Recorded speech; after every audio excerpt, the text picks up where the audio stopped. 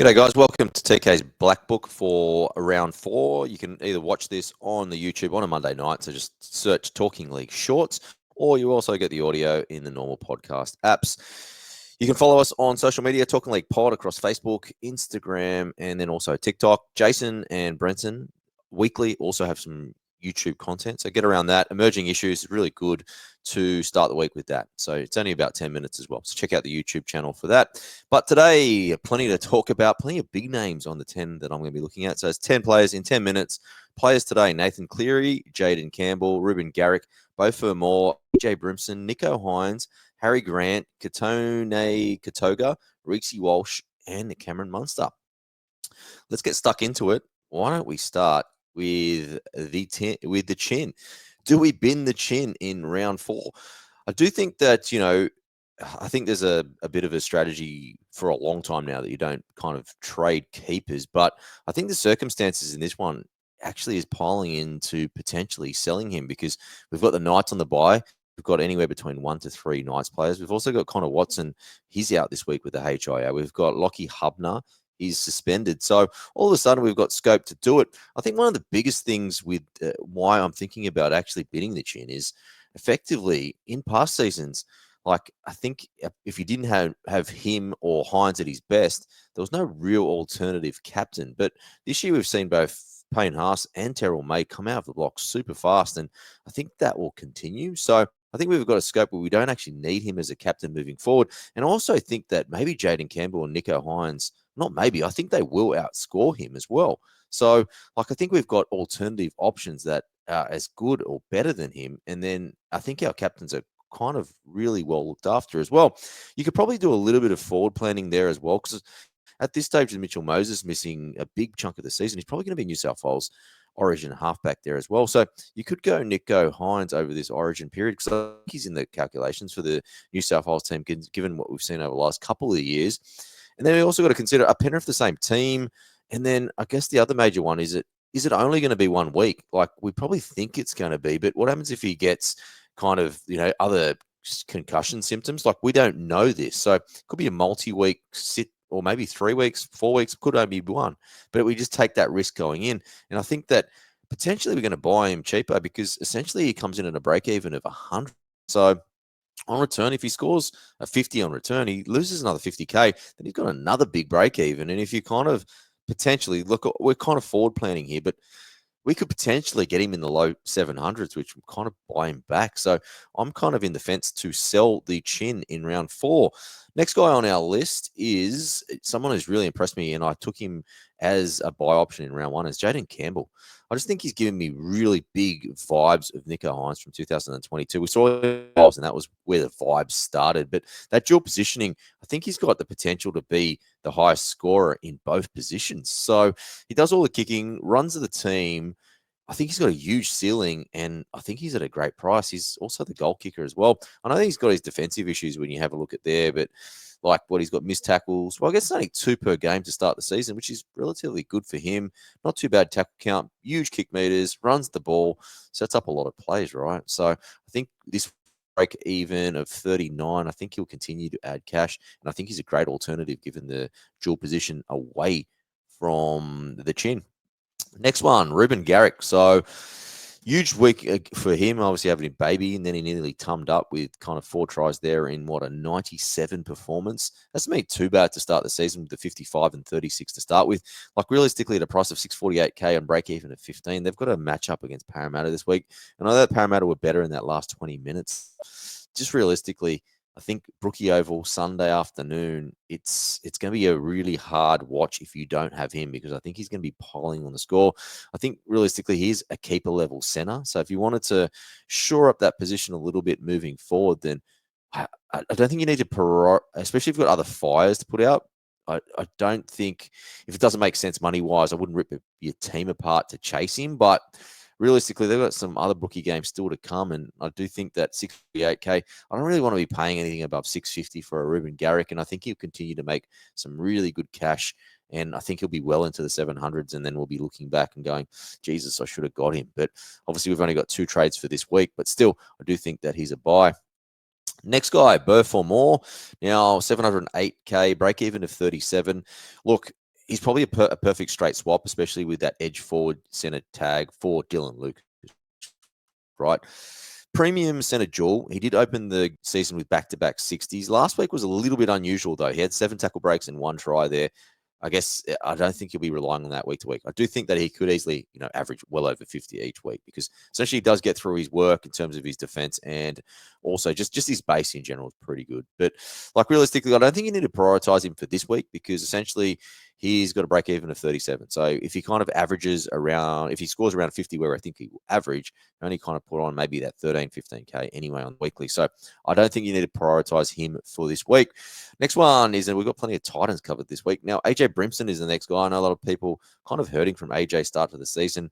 He's at 446K, a break even of 51, starting with the scores of 32 and 13. Obviously doesn't have a duel, even though he's playing in the halves, because they missed round 1. That should be corrected there in round 6.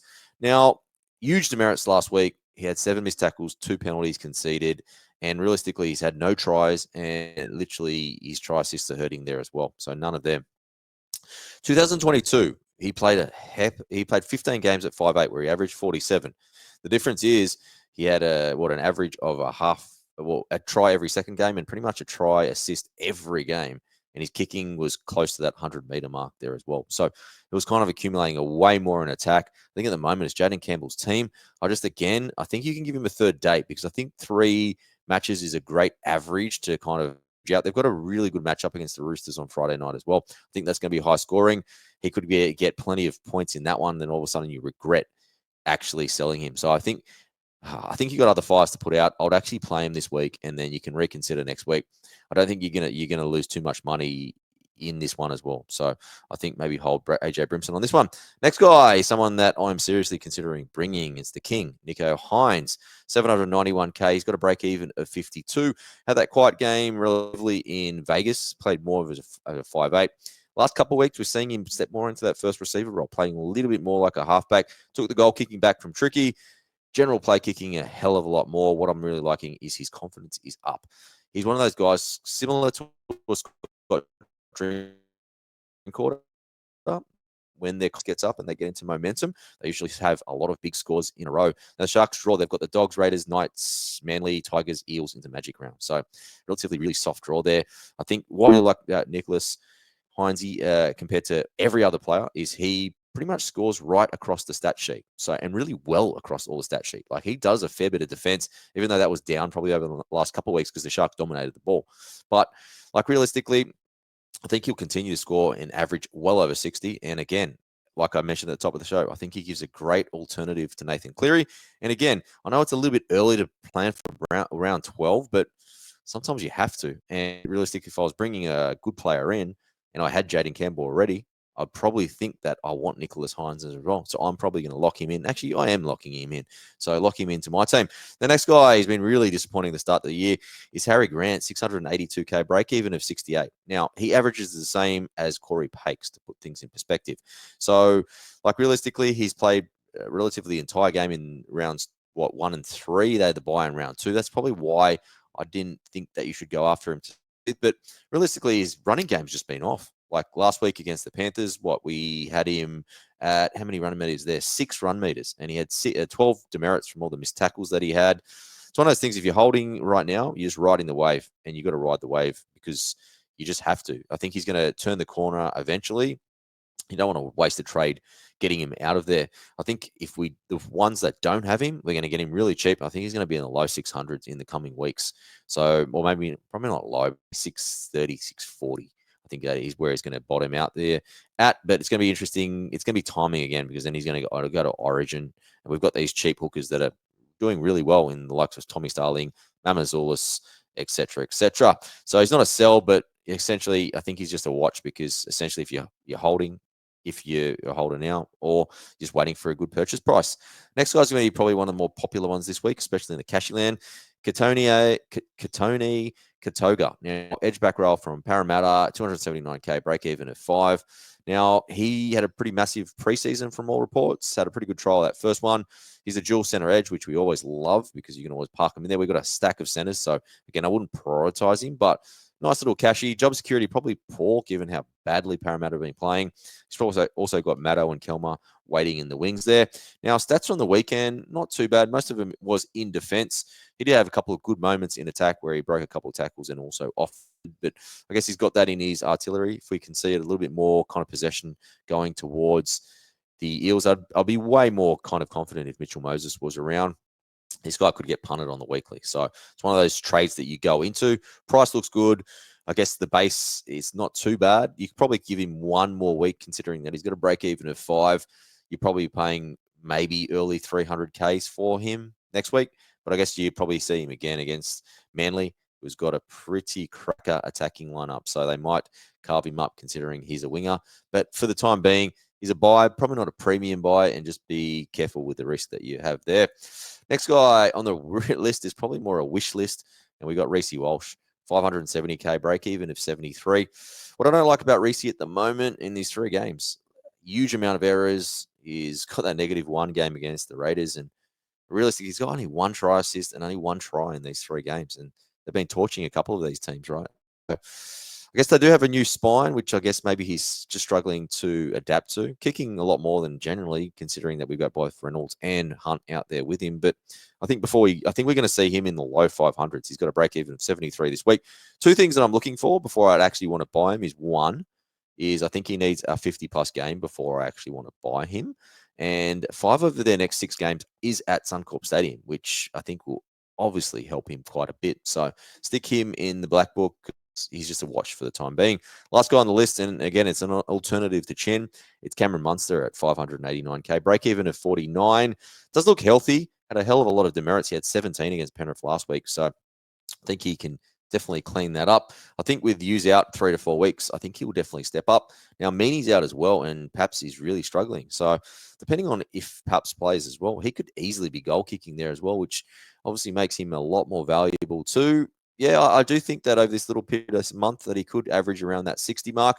Still has a really good price at 589K. So I do think he will step up, and anything under 600K, I think he is a great buy. Now, my watch list, David Fifita, 689K, break even of 80. I think he'll come into recognition in the next few weeks. Toby Couchman, 581K, break even of 22. Now, I think for Toby, I think the whole thing is Clem Watch this week. So I think that's a big thing around there. And then Scotty Drinkwater, 608K, a break even of 56. But like realistically, he's a flat track bully. So if he can kind of get some more premium games coming up, which they do after they come out of this kind of more difficult start to the season, then I do think that he could be valuable, and he could, again, be in the 500Ks, and very similar to Hynes. I think it's about timing with Drinky. So, and again, he's not probably going to be, he'll be well down the packing list for Origin. So it's always great to pick up players like that. All right, guys, that was the Black Book for this week. Just remember, Wise Weekly, that will be out on Monday night. The game plan, Riley stood in there for Brenton this week. So get around that. Him and Jace did an incredible job on Monday. Myself, Riley will be back again because Andy's on night shift, and Paddy will do TLT this week. Corbus is back next week, as will Andy, and then the live Q&A as well as the Q&A with Shooter and Sean. Get around all the podcasts. Really appreciate all your support. Talking League Pod on the Facebook, Instagram, and TikTok. But until next time, we will catch you on another Black Book soon. Have a good week, guys.